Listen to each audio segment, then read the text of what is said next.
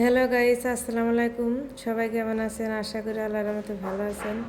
বন্ধুরা, আজকে খুবই মজাদার একটা খাবার রেসিপি নিয়ে আসলাম, একদম মুখে লেগে থাকার মতো।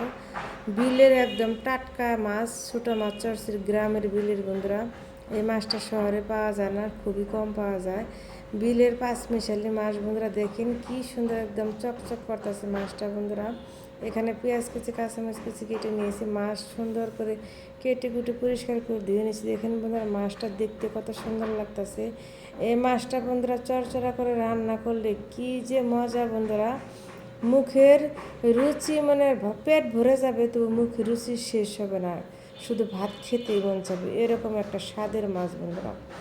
সব মশলা দিয়ে আমি সুন্দর করে পেঁয়াজ মরিচ দিয়ে সুন্দর করে ভালো করে কচলে কচলে মাখিয়ে নেব। এটা মাখানের উপরে টেস্ট বন্ধুরা, যত মাখাবেন তত টেস্ট। সুন্দর করে আলতো হাতে মাখিয়ে নিয়ে এখন আমি ছোটো মাছটা দিয়ে দিব। দেখেন কত সুন্দর মাছ বন্ধুরা, একদম সেই স্বাদের একটা মাছ। সুন্দর করে মাছ দিয়ে আলতো হাতে আবারও ভালো করে মাখিয়ে নেব।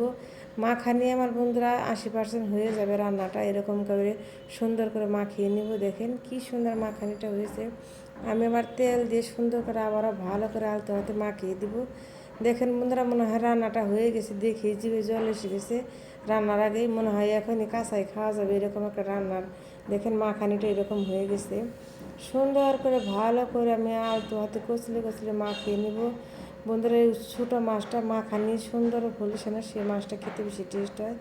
এই যে রান্না করতে চলে এসেছি, পরে রান্না দেখেন উল্টে পুল্টে দেবো। সুন্দর করে আলতো হাতে নেড়ে চেড়ে দেবো, যেন মাছটা ভেঙে না যায়। একটু করে হালকা করে আলতো হাতে নেড়ে চেড়ে দিব।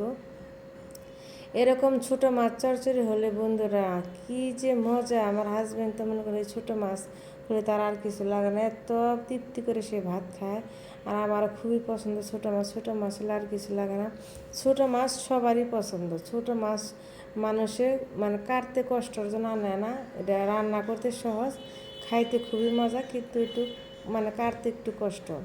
দেখেন বন্ধুরা, যে রান্নাটা প্রায় শেষের দিকে হয়ে গেছে, তেলটা চপচপ করছে, বেশি উঠছে, কি সুন্দর লাগতেছে বন্ধুরা দেখতে। আপনারা এভাবে বাসায় রান্না করে খেয়ে দেখবেন, একদম সবাই একদম পিলের চেটে পুটে ভাত খাবে বন্ধুরা। দেখেন একটু করে আমি আবার হালকা করে নেড়ে চেড়ে দিব। এই যে হয়ে গেছে আমার রান্নাটা। দেখেন বন্ধুরা কত সুন্দর লাগতেছে। এরকম ছোটো মাছ হলে বন্ধুরা আমাদের আর কিছুই লাগবে না। আপনারা এরকম করে রান্না করে খেয়ে দেখবেন বন্ধুরা, সেই স্বাদের একটা মাছ বন্ধুরা। এই যে রান্নাটা হয়ে গেছে। যদি আমার রেসিপিটা আপনাদের কাছে বন্ধুরা ভালো লাগে, তাহলে লাইক কমেন্ট করে সাবস্ক্রাইব করে বন্ধুরা পাশে থাকবেন। সবার জন্য শুভকামনা ও দোয়া রইল।